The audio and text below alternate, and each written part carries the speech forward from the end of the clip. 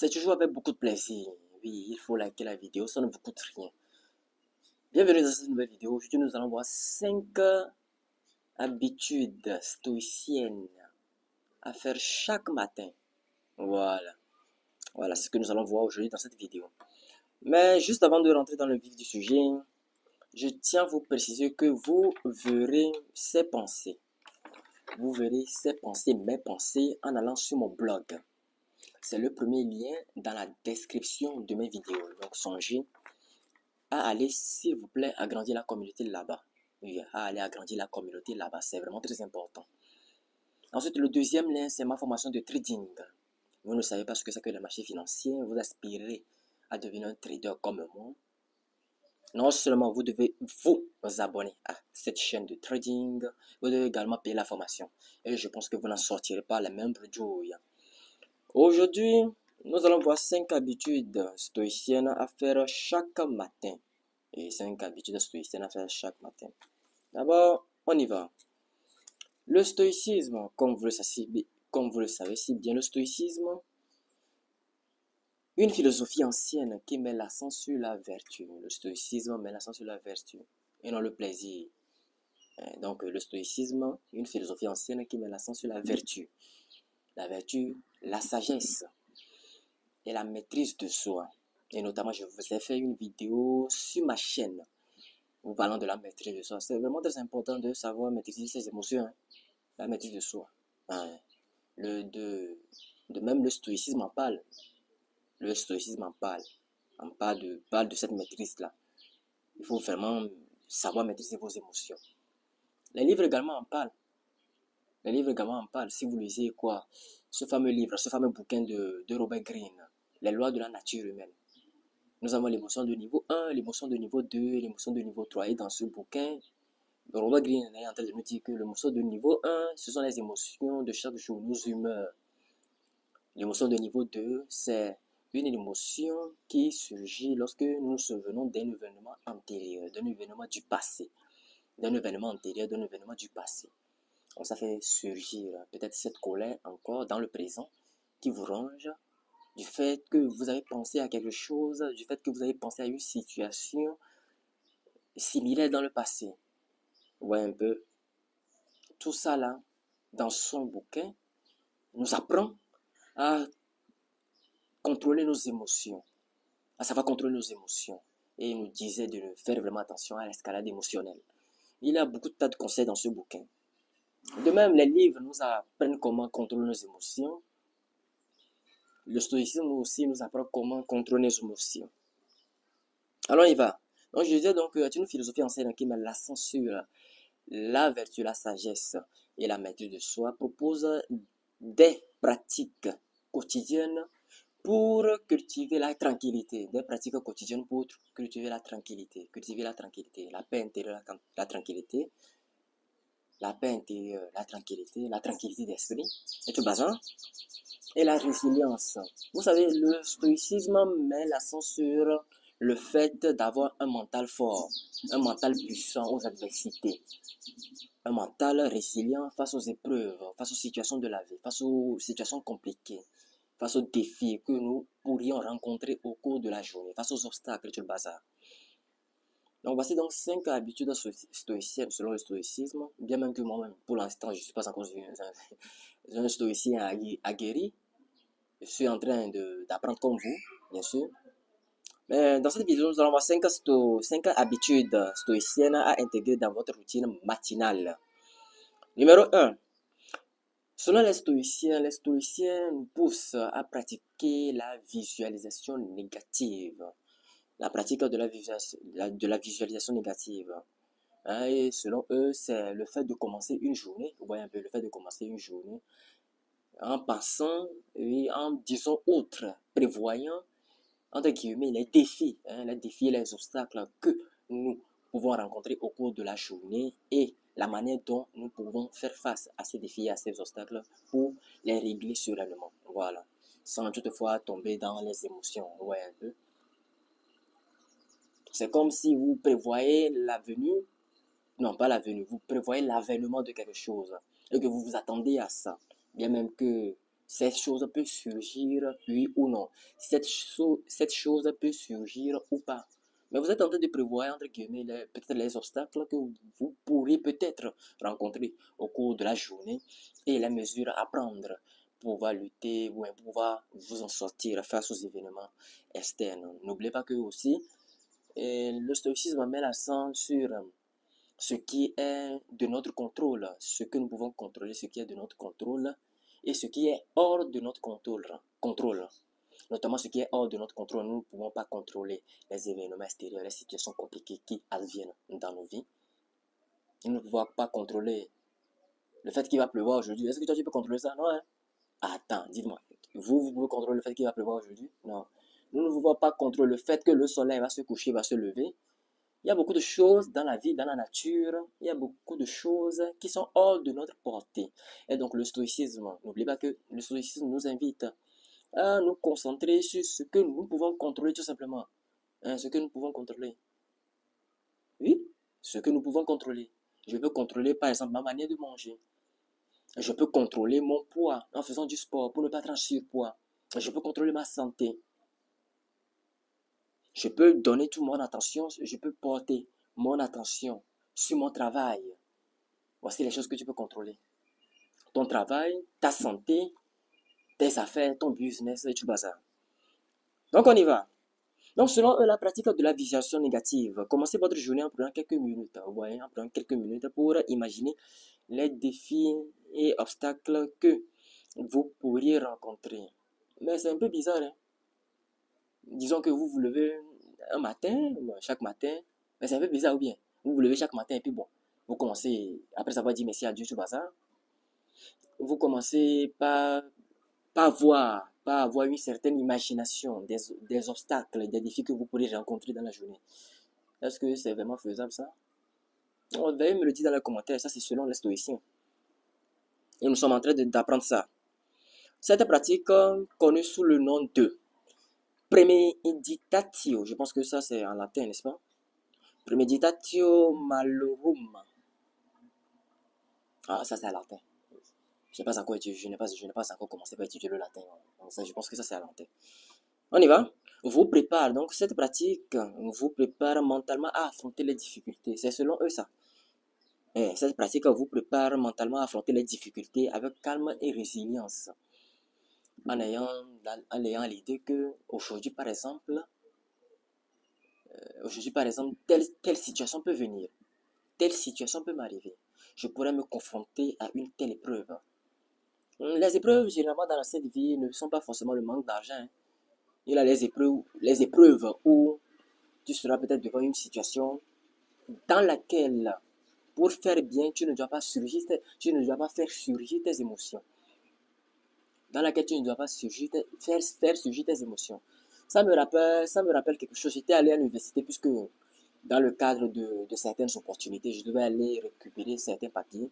Et là, je marchais tout simplement dans le couloir.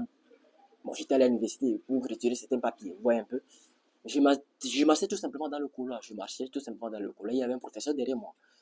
Je marchais à mon rythme, tranquille, parce que je marchais à mon rythme dans le couloir. Je devais aller dans un bureau, vous voyez un peu. Et là, la personne qui était derrière moi, soudain, commence un peu, pas s'alarmer, commence un peu par parler du genre, disant que, mais toi, tu marches comme si tu étais dans, entre guillemets, vous voyez, dans ta cour de maison, dans ton salon. Je ne lui ai rien dit. Je ne lui ai rien dit. Ça m'a un peu trippé, mais j'ai fait calme. Bon, étant donné que j'ai un contrôle émotionnel moi-même, étant donné que j'ai une maîtrise de moi-même, ça m'a un peu trippé, mais bon. Quel rapport le fait que je marche doucement dans le couloir, quel rapport ça avec toi, vous voyez? Quel rapport ça avec toi? Donc le type me disait que, le monsieur me disait que tu marches comme si tu étais dans ton salon, bien dans ta maison, qui n'a pas ce temps-là. Bon, peut-être peut-être, il voulait me dépasser, vous savez comment dépasser les gens, il voulait me dépasser et peut-être, oui c'est ça, il voulait me dépasser et puis bon, il n'a pas pu, il n'a pas pu réaliser son geste, bien ses actions assez rapidement, bon, et comme cela, il est tombé dans les émotions. Mais là, moi aussi, je ne suis rien pour, je ne suis pour rien dans l'histoire, c'est ça qu'on dit en français, non? Je ne suis pour rien dans l'histoire. Puisque je marchais tranquillement, le monsieur m'a dépassé et me disait que là, pourquoi tu marches comme si tu étais dans ta cour de maison, bien tu marches, tu marches comme si tu étais au salon. En d'autres mots, c'est une critique.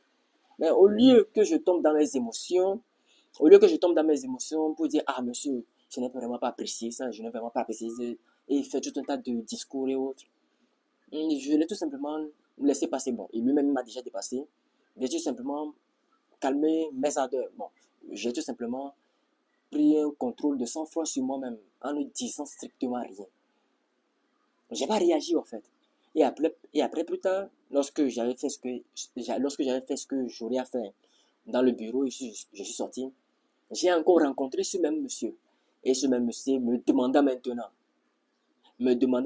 comment est-ce que je vais. Poliment, comme si de rien n'était. Et j'ai dit, je vais très bien. Vous voyez comment les êtres humains sont?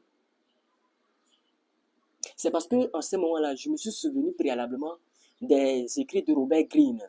Des écrits de Robert Greene dans son livre Les lois de la nature humaine. L'émotion de niveau 1. Les gens tombent souvent en frustration dans la colère. Bon, peut-être c'est lié à ces activités du mat, ces activités qu'ils faisaient dans la journée, ou bien ils ne trouvaient pas une solution. Ils ne trouvaient pas peut-être une solution. Il ne trouvait pas peut-être une solution à un certain problème donné, raison pour laquelle il est venu déverser cette colère-là sur moi, bon, d'une manière ou d'une autre. Vous voyez un peu? Car nous vivons dans une société où les gens tombent dans les émotions n'importe comment. Et en tant que leader, en tant que quelqu'un qui fait des vidéos, qui fait des vidéos comme vous me regardez, je me dois moi-même personnellement de faire ce que je dis. Oui, je me dois même personnellement d'abord de faire ce que je dis avant que les autres me suivent. Raison pour laquelle je vous convie vivement à aller lire euh, les, les lois de la nature humaine de Robert Greene et à prendre en compte certains enseignements. Un enseignement dit, n'est-ce pas? À prendre en compte certains enseignements, autant pour moi, certains enseignements du stoïcisme. Vous voyez un peu? Pratiquer la pratique de la visualisation négative. Sinon, du fait de cet exemple que je viens vous donner, et avec ce que les stoïciens nous apprennent, comme la pratique de la visualisation négative, vous préparez mentalement à affronter les difficultés avec calme et résilience, les difficultés que vous pourrez rencontrer au cours de la journée. Je vois que ça colle un peu. Ça colle un peu, vous voyez. C'est vrai. C'est vrai. Car, en fait, ce n'est pas dans n'importe quelle situation il faut réagir. Il y a certaines situations où vous devez réagir. Pas réagir émotionnellement en vous battant, même si on peut dire que certaines situations, bon, ça dépend aussi des situations, vous voyez un peu. Certaines situations, vous devez mettre les freins, mettre le barricade, imposer votre loi, vous comprenez, n'est-ce pas? Et certaines situations, vous laissez ça passer comme ça, vous ne dites rien. C'est vraiment très important. Alors, selon la solution, on y va en visualisant les problèmes potentiels. En visualisant les problèmes potentiels, vous êtes moins susceptible d'être surpris. C'est vrai, hein? En visualisant les problèmes potentiels, hein, les problèmes potentiels. Le mot potentiel est ici parce que les problèmes qui peuvent, entre guillemets, les problèmes qui peuvent survenir ou pas, potentiels, vous voyez un peu. En visualisant les problèmes potentiels, vous êtes moins susceptible d'être surpris ou bouleversé par eux. Et là, lorsque le monsieur en question m'a fait parler comme ça, je n'étais même pas bouleversé, vous voyez un peu.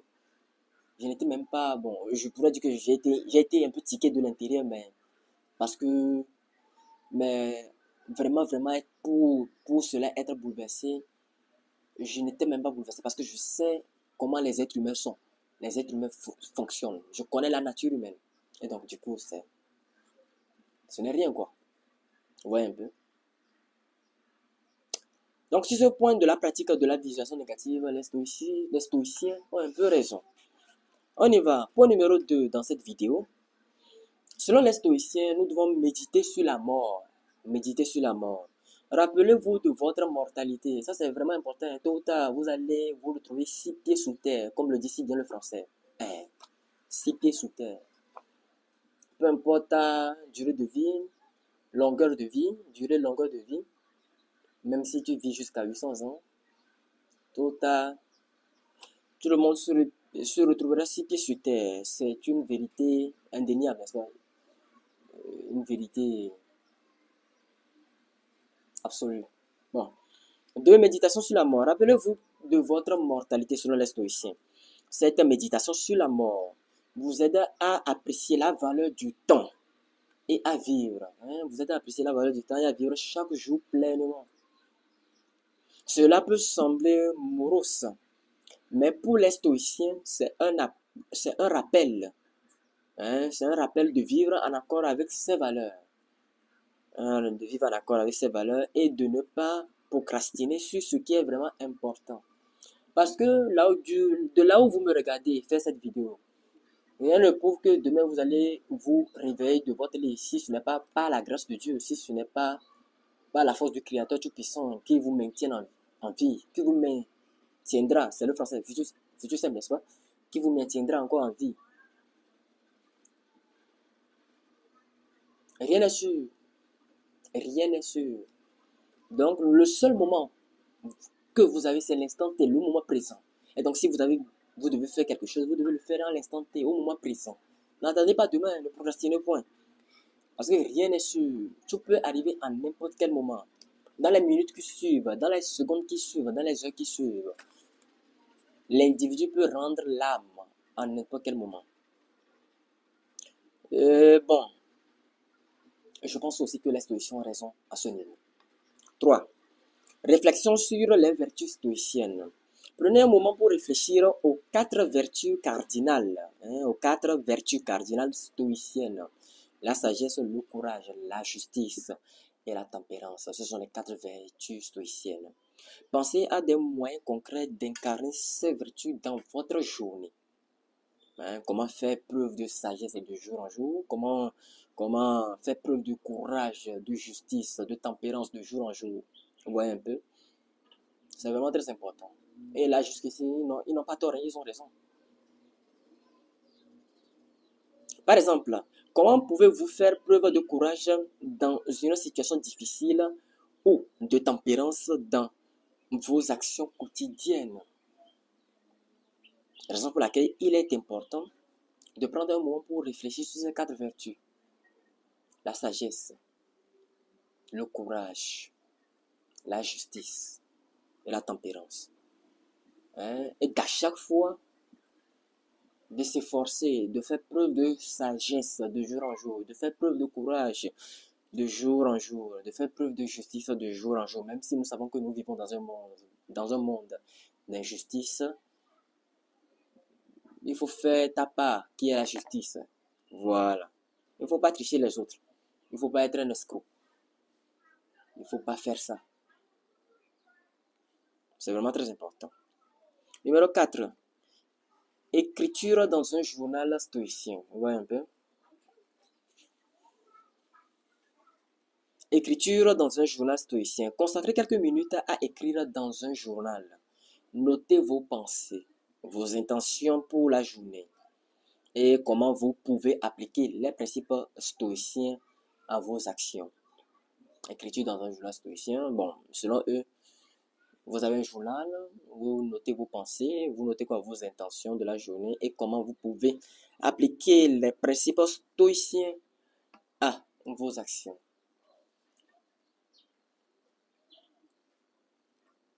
Le journal peut servir de guide pour rester aligné avec vos valeurs et pour réfléchir à vos progrès personnels. Outre, c'est entre guillemets, c'est un suivi de journal. Faites le suivi pour vous-même. Et en point numéro 5, pour conclure ma vidéo, exercice de gratitude. Exercice de gratitude. Commencez la journée en énumérant quelque chose. Commencez la journée en énumérant quelque chose pour lesquelles vous êtes reconnaissant. D'abord, la première chose pour laquelle tout être humain doit être reconnaissant, c'est la vie, n'est-ce pas? Dire merci au Créateur pour la vie, la gratitude, n'est-ce pas? Selon les stoïciens. En 5e point, les stoïciens nous invitent à être reconnaissants. À être reconnaissant d'abord au Créateur pour la vie, pour la santé, n'est-ce pas? Ensuite, être reconnaissant aux autres également. Pas seulement à Dieu, mais aux autres également. Les gens qui vous aident, les gens qui vous apprécient, les gens qui vous motivent à aller de l'avant, les gens qui vous encouragent. les gens qui apportent une plus-value dans votre vie, les gens qui apportent certaines idées, qui vous ont apporté des aides. Il faut être reconnaissant à ces personnes. C'est vraiment très important. Ne soyez pas ingrat, ne soyez pas ingrat. L'ingratitude ne mène nulle part. L'ingratitude ne mène nulle part. Soyez reconnaissant. Même pour le simple verre d'eau qu'on vous a donné à boire. Soyez reconnaissant même pour un seul verre d'eau qu'on vous a donné à boire. C'est vraiment très important. Alors, la gratitude est une pratique stoïcienne qui aide à cultiver un état d'esprit et à apprécier ce que vous avez plutôt que de vous concentrer sur ce qui vous manque. Cela peut également renforcer votre résilience face aux défis. C'est vraiment très important. Vous devez dire merci pour ce que vous avez déjà. Mais il ne faut pas que cela vous rende paresseux. Il ne faut pas que cela vous rende paresseux. Parce que vous, en tant qu'être humain, nous, en tant qu'être humain, ou bien toi, en tant qu'être humain, avez la possibilité, la capacité d'atteindre encore un niveau supérieur. C'est vrai, vous dites merci. Vous dites merci pour ce que vous avez déjà. C'est bien, ça c'est bien. Mais il faut chercher plus, il faut travailler plus. Il faut chercher à aller atteindre d'autres sommets encore, et à aller atteindre d'autres niveaux encore. C'est vraiment très important. Mais toutefois, on est d'abord reconnaissant pour les choses que nous avons déjà. Parce que ces choses que nous avons déjà constituent déjà le fondement, la base de ce que nous pourrons avoir plus tard. Par le travail, la discipline et la régularité. Alors, sur ce, je vais m'arrêter là pour cette vidéo. J'espère que vous avez aimé, apprécié. Si vous voulez vous immiscer dans le monde du trading, payez ma formation. C'est vraiment très important. Likez la vidéo, partagez ça à vos amis, à vos proches. C'est vraiment très important. Abonnez-vous pour ceux qui ne sont pas abonnés et regardent la vidéo et qui ne sont pas abonnés là. Ce n'est pas bien. Abonnez-vous, likez la vidéo. Le j'aime est très important. Ça permet à la plateforme de grandir. Ça permet à la plateforme de grandir. Ça permet à la plateforme d'avancer. Ça nous permet d'aller de l'avant. Jusqu'à ce que nous atteignions la barre des 1 million d'abonnés. Ça serait génial, n'est-ce pas? Ça serait génial et ça serait grâce à vos aides. Voilà. Nous allons atteindre la barre des 1 million d'abonnés. Nous allons encore évoluer, persévérer, évoluer encore. Mais tout ça, ça va dépendre de l'aide que vous allez nous fournir également. En vous abonnant et en likant la vidéo. C'est vraiment très important.